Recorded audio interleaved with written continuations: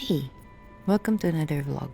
If you're new here, hello, my name is Clarisse. I'm a writer artist based in Metro Manila.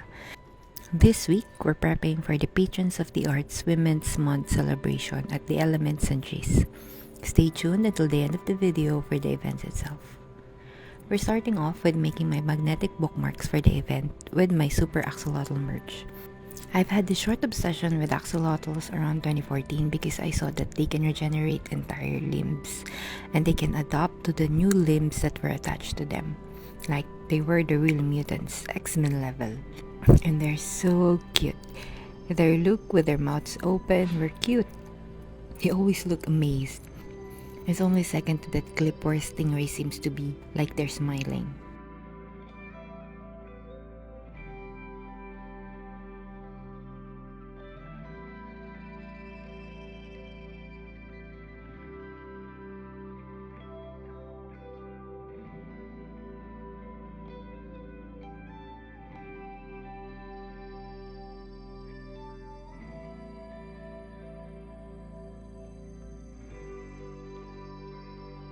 We must not forget about the business cards. People love getting business cards and I can make them very cheaply. They're also a lot less salesy than flyers. I keep my more formal business cards on my journal for business interactions. These were just for the cons.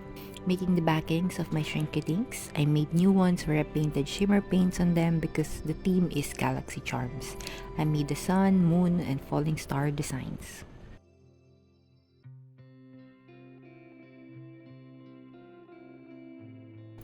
Packing my circus collection pack, these were also painted with shimmer paints on certain parts and they look really cool under the lights.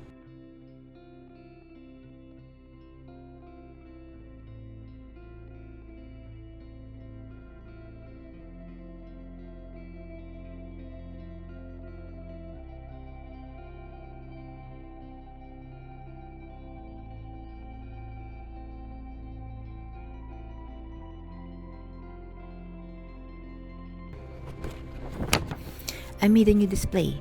I decided to create my own sleeves with my own color because I can't find one that I like. So I made these using seaform green cartolina, plastic covers, and some thread. I wasn't able to film the entire process because I zoned out immediately. Basically, I created square pockets using plastic cover and then used cartolina and plastic cover as backing. Then, I stitched them up using gold thread. I created two of them, one for my sticker packs and one for my water-resistant single stickers. To attach them to my metal grids, I used rectangular strips of upcycled cartons, punch a hole through them, and use zip ties to attach them to the grids. Then, I use magnets to attach the sleeves to the carton so that I can attach and detach them whenever I'm working on building my display and not ruin my merch. I used transparent tape to reinforce the stitches at the back.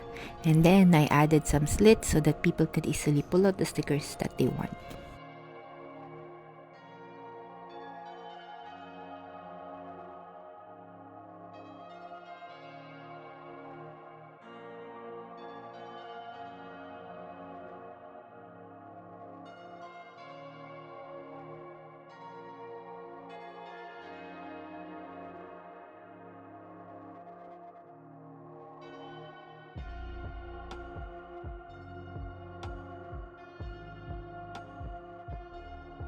Taking a break from my artist business owner side and outlined some short stories, which will soon be a zine or in substack as soon as I formulate a way to go through it. 3 short stories are up for drafting that I will work on after the event because my brain would shut off to anything unrelated to the upcoming event.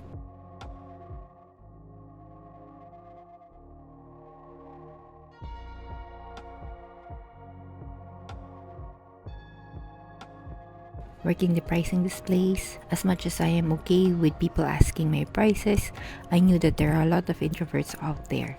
The folks who would just nod their head when I told them that I'll add some freebies on their purchase. I know they're most likely shy. I've seen them drop my purchase whenever I stand up. So I like my prices displayed large and clear. I'm an introvert myself, a proud INTJ, and I don't like being pulled away from my comfort zone whenever I'm making decisions, like purchases. I just like them to see what they like. see the prices, and decide if they want to go through to pay the price and be on their way. No more intrusive thoughts in between.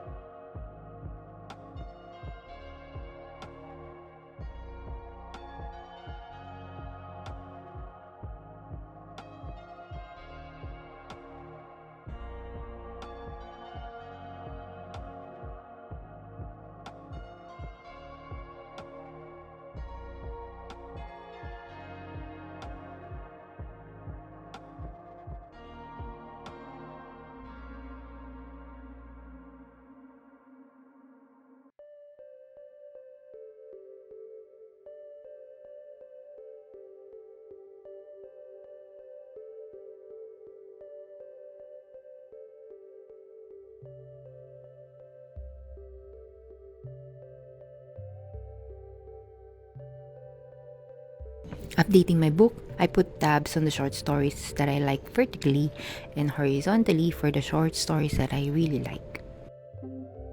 And it's Patrons of the Arts Events Day 1.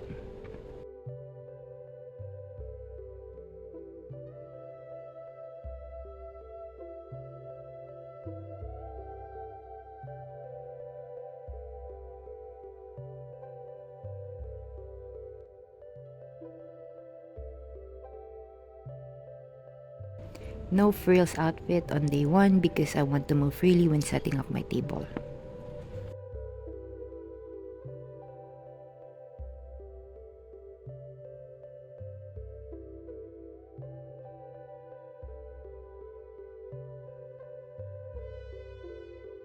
The table setup.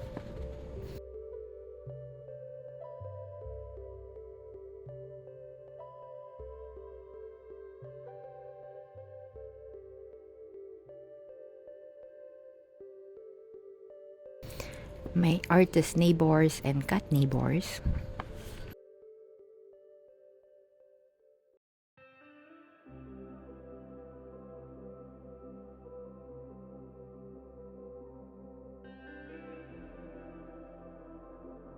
My boyfriend's taking these clips because he's my runner for the weekend.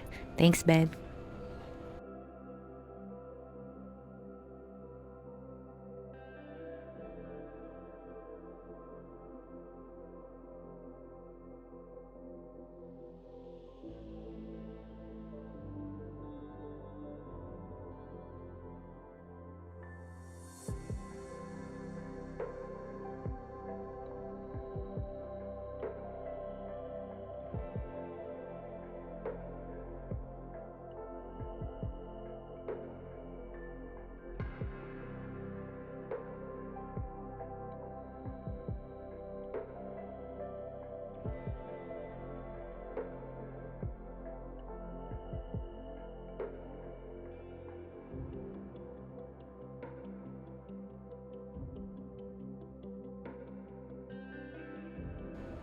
Lunch is onigiri for 2 days.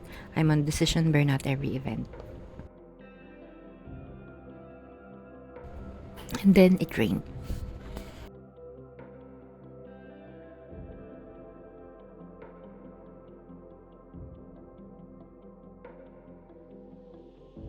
Cutie cat neighbor.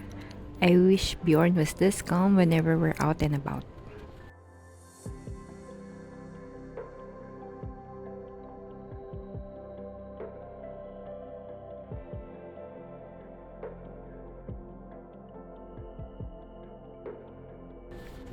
If you're interested in my thoughts and how this event went for me, stay tuned at the end where I discuss how much I earned, my thoughts about the venue, about the audience, and all that stuff.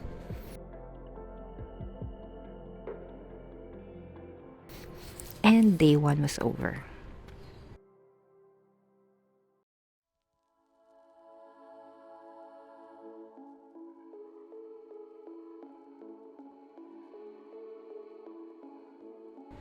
Day 2 and I'm late, so I'm rushing over.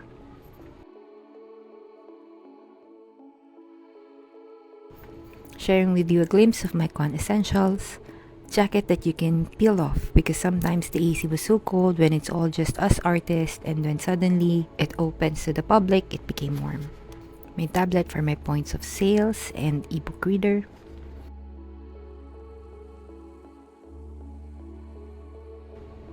my traveler's notebook for my thoughts that I cannot say out loud to anyone and are too controversial to share on social media. My restock of business cards and my coins for change. And this is just me singing.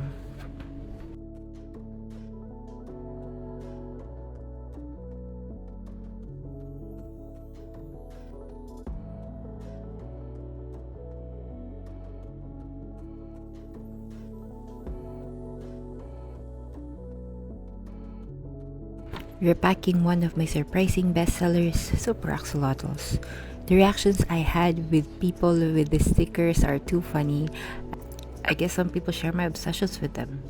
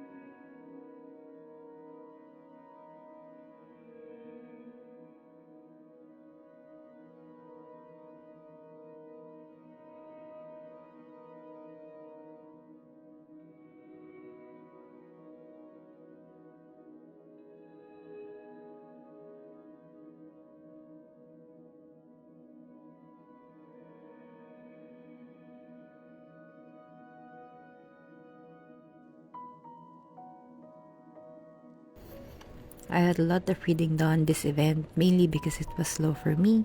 I guess it wasn't really a loss. I'm also a writer, so I like to sneak in some reading whenever I. A classic La move. I accidentally poured coffee on myself. My pants were sticky for so long as it sweat. A little Lovecraftian lore sneaking in my current read. The tablecloth was dry, but the coffee left a stain. It's a good thing I wash my tablecloths every after-con. My only art print purchase. I saw her art in Shopee before, I think. That's why I recognized it immediately. I like the retro mythical theme of this print. Very unique. And Patron of the Arts Women's Month celebration was done. Let's recap. The table for this event, which happened at the Elements Centuries, was at 3,000 pesos for half a table with the dimensions of 2 feet by 3 feet. Assistant badges is at 300 pesos, which we didn't purchase because a visitor's pass is only 100 pesos. I made 1,010 pesos for the 2-day event. Yes, I'm in the red once more. Let's go through my general thoughts for the event. It was a slow start, especially on the second day. It rained on the first day, so that's something we don't have any control over. There were also a lot of fan arts and memes. I get that this is not an originals market, meaning the only merch allowed to be sold are original art, but that's just my observation. Even my boyfriend wanted me to create fan art of new animes because that's what's really selling. I'm not sure how many artists were present at the event, but I think around 300 to 400-ish, so that's a lot. And the crowd's a lot less in comparison to Comiket. I don't really feel like people are sticking to their budget here. Once they really like something, they would go out of their way to pay for it. What sells here, aside from fan arts, are trinkets. People love their anik-anik here, and I've seen some people toting their blind boxes items here.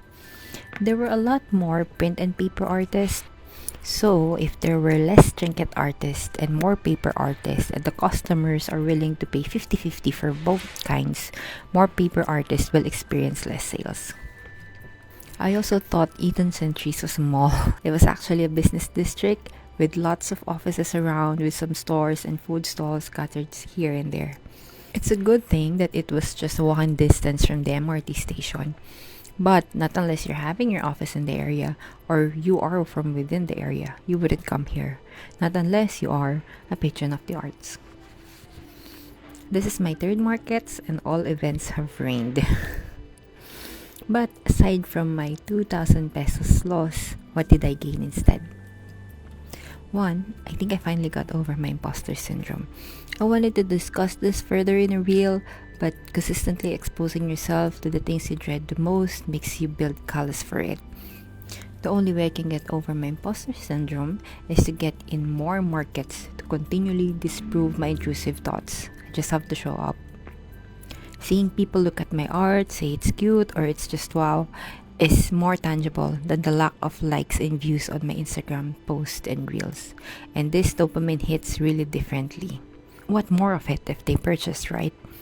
Also, this is the most sales I got since last market, and it's a win for me. Every con, I tell myself, as long as I get one buyer, it's good enough for me. I also got a lot of reading done, which is good because I'm prepping to work on my short stories again. I'm afraid that working on a novel might get my short story skills rusty, so I'm warning up.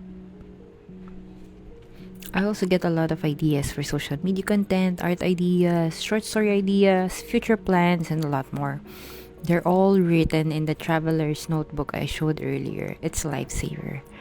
Actually, all my notebooks were a lifesaver, and there are only two. If you want to know about that, I'll link my substacks below. So, will I table at the patron of the arts again? If I can earn back my table in the succeeding months, I would. I have a pending application with them for the fourth quarter of this year, and if I earned more on the upcoming months, I might. But again, that depends. I wanted to check the purchasing movement on art markets around the holiday season, but the traffic is turning me off. Again, this is just my opinion. If you want a table at Patrons of the Arts, you go straight ahead. I'm just being transparent with my finances and experience, and these things can vary on a lot of things. From art, to merch, to days of the events, to the display, to the table location, and a lot more. So I'm not telling you to don't table, but what I'm telling you is that all business is a risk, and it will take time before it can lift off the ground.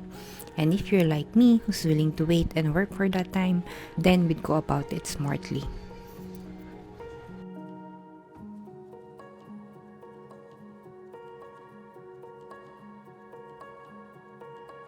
And that's it for this week. And that's it for this week's vlog. Thanks for watching and see you next time.